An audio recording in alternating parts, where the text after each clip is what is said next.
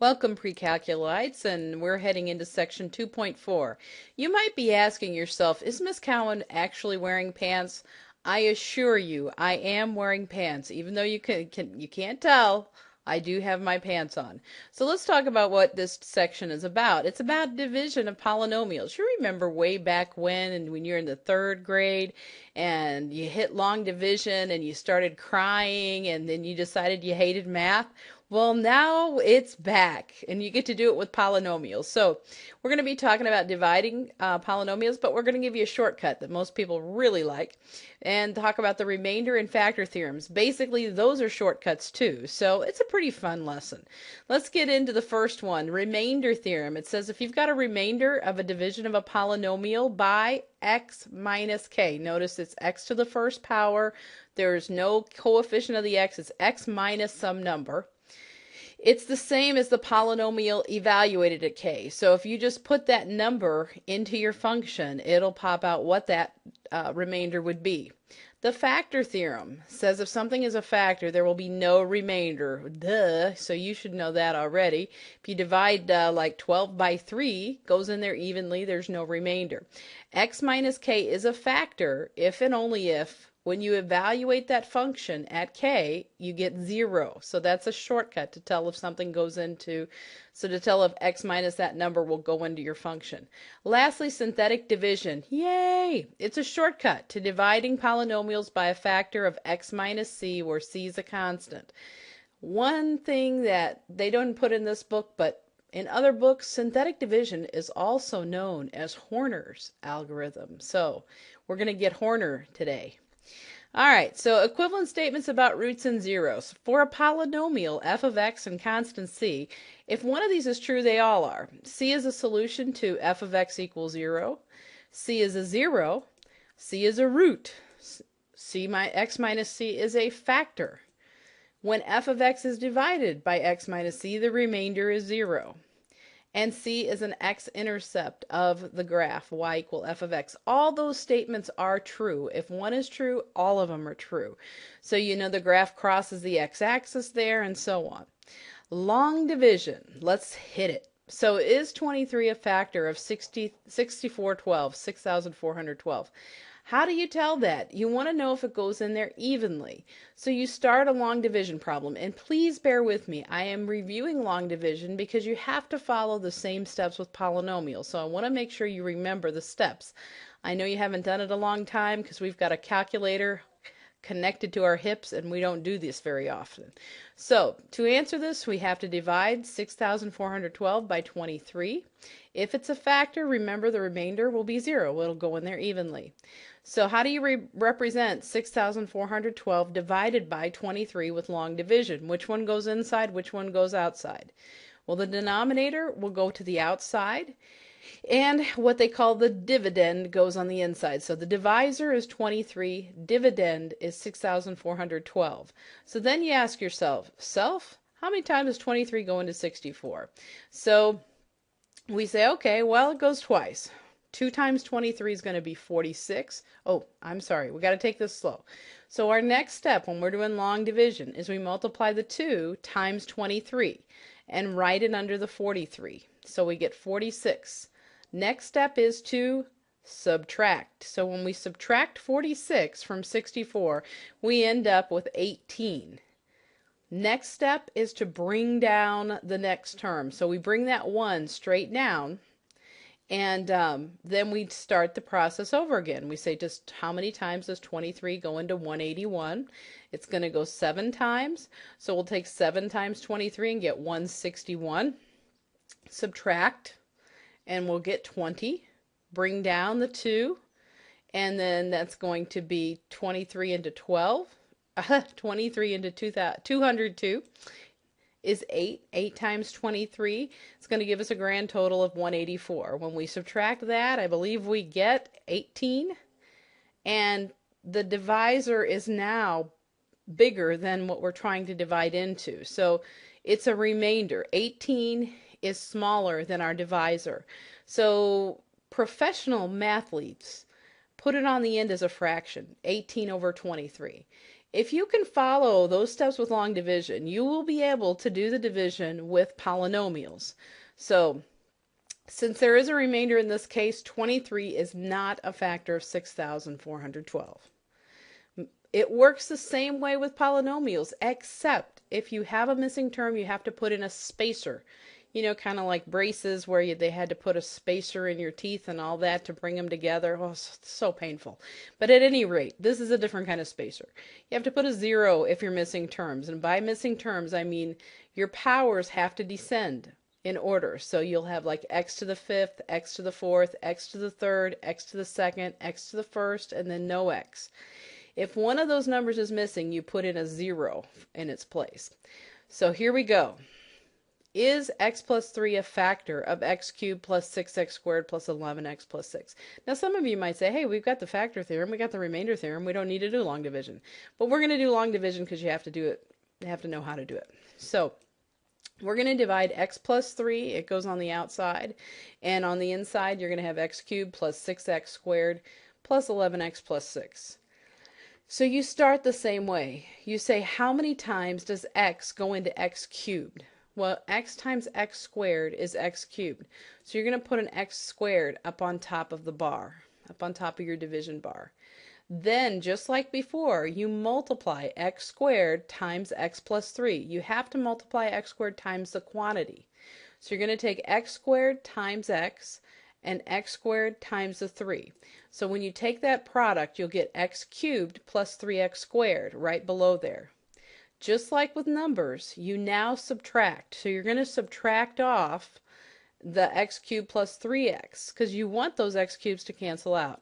Subtracting is the same as adding the opposite, so what I usually do is I'll change the signs and I'll circle it when I change the sign. So then if we go ahead and evaluate that, the x cubes cancel out. You get 6x squared minus 3x squared. That's going to leave you 3x squared, and you bring down the next term. So we're going to bring down that 11x. Now then we again just look at the x and the 3x squared. You look at those two. You say, how many times does x go into 3x squared? Well, if I take 3x times x, I'll get 3x squared. So that's the next term in my quotient. So it's 3x times x plus 3. You multiply the 3x through the x plus 3. 3x times x is 3x squared. 3x times 3 is 9x. And then you subtract. So I change the signs and add. 3x squareds cancel out, which is what you wanted to happen. 11x minus 9x gives us 2x, and we bring down that next term, 2x plus 6. So we're going to multiply by 2. And the x plus 3. The 2 times x gives us 2x. 2 times 3 gives us 6. And then when we subtract that off, bada bing, 0. It is a perfect match. So that means x plus 3 is a factor because there is no remainder. Alrighty. So that answers our question. X plus 3 is a factor. So here's another practice one of these. Divide f of x by d of x. This is what your homework is going to say. My PowerPoint should say d of x, but you can handle it. I think I changed it on your notes. So we're going to take x minus 1 on the outside, x squared minus 3x on the inside. So we're going to take x times x would give us x squared. We multiply the x times the divisor, which gives us x squared minus 1x. Then we subtract. So we're going to get negative 2x plus 7. Then I'm going to say, okay, x times a negative 2 would give me 2x, negative 2x. So I'm going to get negative 2x plus 2 when I multiply that negative 2 by the x and the minus 1. Next up, you're going to subtract. So we're going to get 5. Now, that you cannot multiply x by something to get 5. So that is going to go as a remainder. And just like when you're a professional math person, you're going to add it on to the end. So you're going to take the 5 and add it into a fraction. See how I moved that 5 up there? Divided by your divisor. So 5 over x minus 1, that's going to be my final answer. That's how you would write your answer on the homework. That's what you're going to be doing. So that's what we're going to be practicing. Here's an example of when you need a spacers. So if a term is missing, you need to put in a 0 to hold its place. So we're going to use the remainder theorem to determine the remainder when f of x is divided by x minus k. In this case, you've got x to the 4th minus 5, and c equals 1. Whew. C is supposed to be the k in this case. So you're dividing by x minus 1. So you're dividing x to the fourth minus 5 by x minus 1. And I'm just going to put that 1 in place of the x. So I end up with negative 4. That's the remainder. Now if I do long division with this, I have to put those spacers in there. So I've got x minus 1, x to the fourth, plus 0x cubed, plus 0x squared, plus 0x minus 5. Those are the spacers. The reason is you'll get very confused if you don't space them out. There'll be nothing to subtract those different terms from. So when we start out, we would multiply by the x cubed. When you multiply x cubed times x minus 1, you get x to the fourth minus x cubed. Subtracting will give us a positive x cubed, and we'll bring down the 0x squared. So we're going to multiply by x squared, which gives us x cubed minus x squared. When we subtract that off, we get a positive x squared. Then we're going to multiply by x. That's going to give us x squared minus x, which gives us, when we subtract that off, we're going to get a positive x minus 5. And we're going to multiply by 1. When we subtract that off, we get a negative 4. Remember, change the signs and add. So that's the remainder. Now, if you notice, I did this for a reason, just to show you how the remainder theorem works. It's a lot easier in this case to just put the 1 in place of the x, and boom, you got the remainder. You can also tell if it's a factor. So which is easier? Oh, did you like my sound effects there? There you go. Okay. So, use a factor theorem to determine whether the first polynomial is a factor of the second. We like these because it's just plug and chug. So if x minus c is a factor, if and only if, f of c equals 0. So this means plug and chug and see if you get 0 back out. In this case, you've got x minus 1. That means our constant is 1 because it's x minus 1. So we're going to plug a 1 in there. 1 cubed minus 1 squared plus 1 minus 1. When you crank that out, you get 0. So that definitely is a factor. Let's try the next one.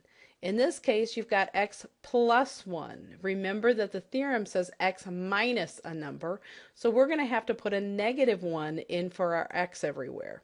If you crank that out, you put a negative 1 in place of the x, so you got 2 times negative 1 to the 10th, yada, yada, yada. If you crunch those numbers, you end up with 2.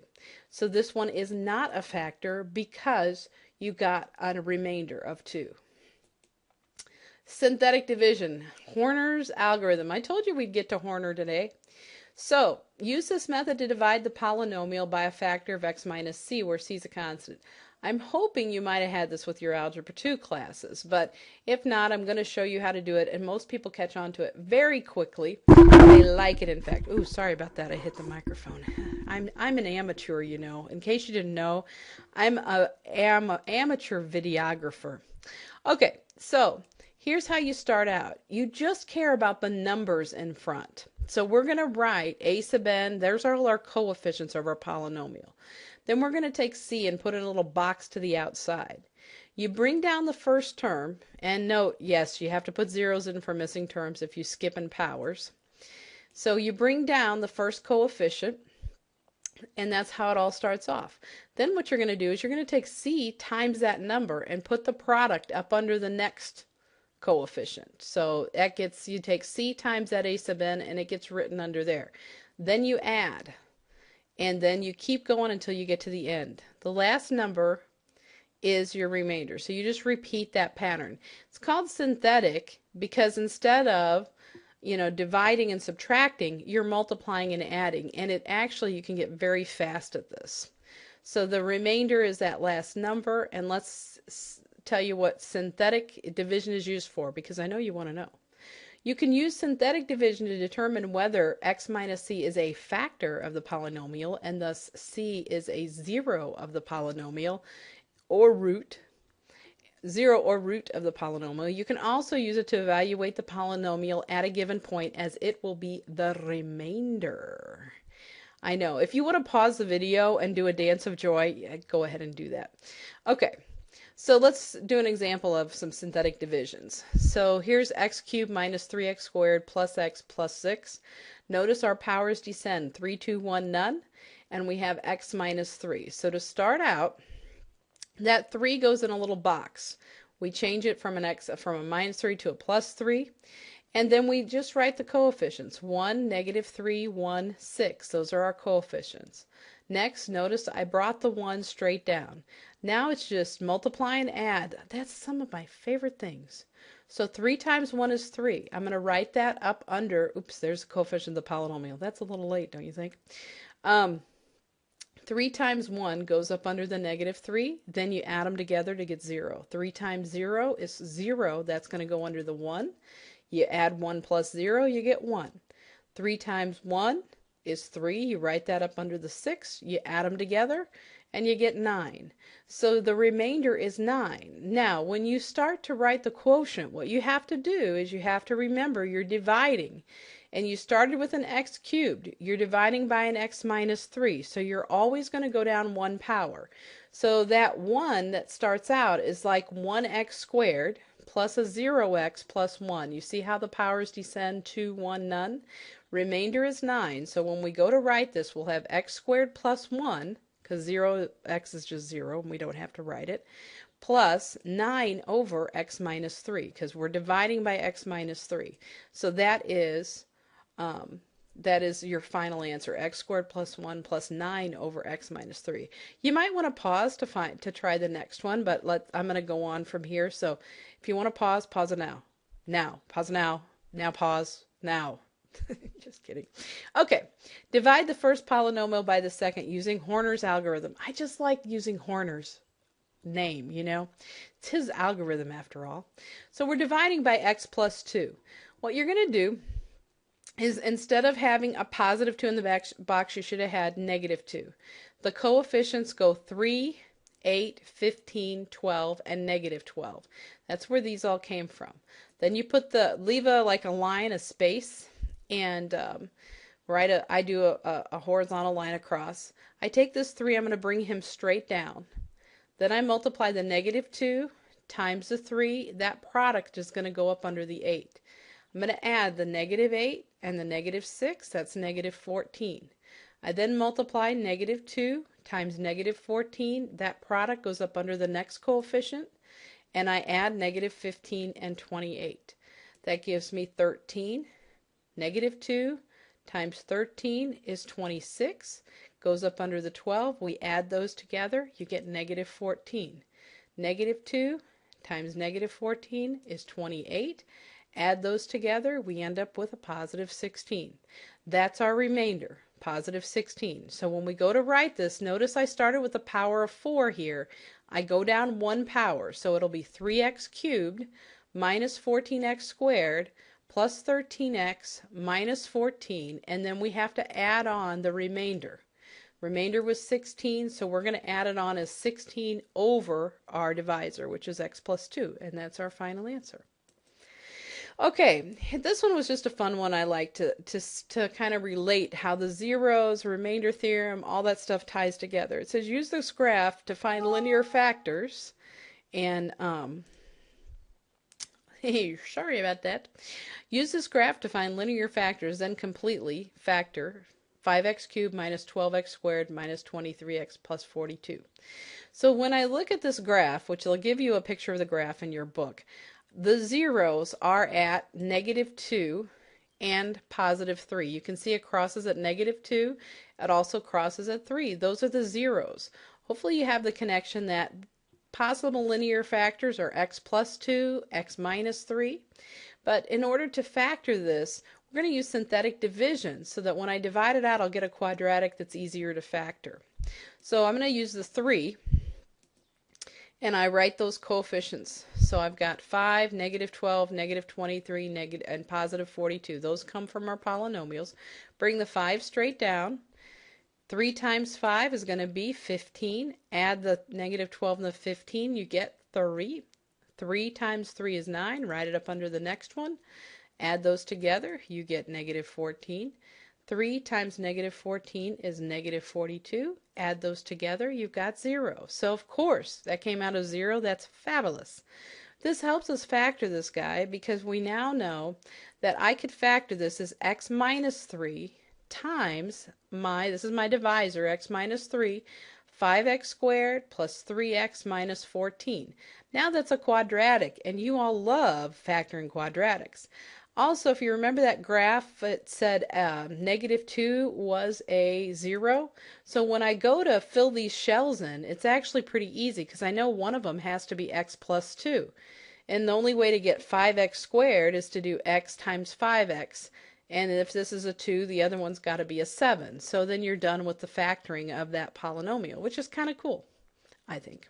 Anyway, so you're done with that. Now, just some contemplative questions. How would you find the zeros of the following polynomial? Well, you just factor, set each factor equal to 0. So if they give you one in somewhat factored form, that's how you do it. So this one, x squared minus 16, is different of squares.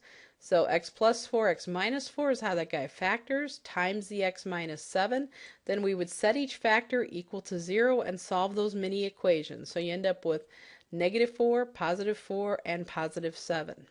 What if they give you the reverse? In this case, they give you the zeros, and you have to go backwards to find the polynomial. Well, just stick an x minus in front of those zeros, and you'll have the factors, hook them together, and multiply them. So if a number's a 0, remember x minus the number is that factor. So here is the last little thing we're going to do today. Form of a polynomial p of x with lead coefficient a and roots d, e, and f. That's also zeros. Roots and zeros mean the same thing. Is a times x minus d times x minus e times x minus f. So there's like a little formula you can use. But here's our example. Find a polynomial function with a lead coefficient of 2 that has degree 3 with -1, 3, and -5. Did you notice how I color-coded those? Did ya? Did ya? Very nice, eh? All right, so you can kind of see that the a is going to be correspond to the 2, the -1 is this guy, the 3 is this guy, and the -5 is the f. So we'll put the 2 on the outside. X minus 1 will become the linear factor x plus 1. 3 will give us x minus 3, and the -5 would become x plus 5. Then all you have to do is multiply them out. So once you have the linear factors, multiply it out. I would wait to multiply by the 2 at the end because I like to keep things small as possible. So when I multiplied x minus 3 times x plus 5. I FOILed that out. Did I mention that I am not a professional? So that's why you get these pop-ups and these exciting things that happen during my video. I am not a professional. All right, videographer that is. X minus 3 times x plus 5 would give us this x squared plus 2x minus 15. So I FOILed out those two. You can pick any two, go in any order. But like I said, I like to do the hard stuff first, and then when it gets more complicated, leave like the x plus 1. It's easy to multiply by the x plus 1. To multiply by the x plus 1, I take x times each of those purple guys. So x times x squared, x times 2x, x times a minus 15, and I end up x cubed plus 2x squared minus 15x. Notice I just brought the 2 straight down. Then I need to multiply that 1 by all the purple guys, and I like to stack my like terms. So 1 times x squared gave me this x squared, 1 times the 2x gives me the 2x, 1 times the minus 15 gives me the minus 15. When I combine my like terms there in the parentheses, I end up with 2 times x cubed plus 3x squared minus 13x minus 15. And then I just multiply that 2 straight through there, double everything. Bazinga! 2x cubed minus 6x squared minus 26x minus 30. And that's how it's done. That, my friends, is how it is done. Okay, this next one is a different twist on it, but it's the same thing. If you notice, you've got your x value and your y value, -4, 0, 3, 0, 5, 0. And those are the zeros or the roots, which also gives you the linear factors. So I'm going to let you try that one on your own. So these are the zeros. They give us 3 linear factors, just like the last example. It's just a different twist on it. So after multiplying out the factors, find the lead coefficient using the other point. The only way is if your final answer is not 180, you might have to multiply it through by something in order to find that polynomial. So that 0, 180 is on your cubic function. I'm going to let you do that, and hopefully you learned something about Horner's algorithm, synthetic division, rational or the remainder theorem, the factor theorem, and how to do long division with polynomials. Man, a lot of multi-syllable words, but anyway, we will see you tomorrow.